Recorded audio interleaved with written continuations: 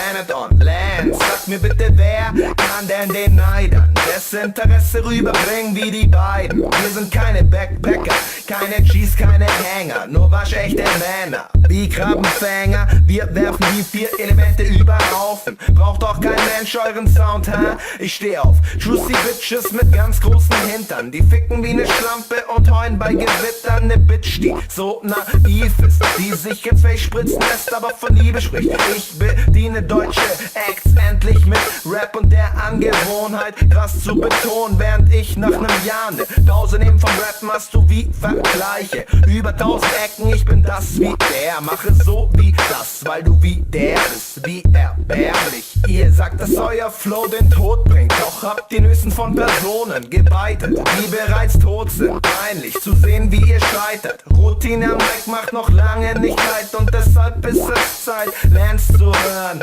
Den Vögeln zeig ich's, Angry Bird. Das ist scheißegal, schreib was du magst, das ist Bam, Bennett, Lance.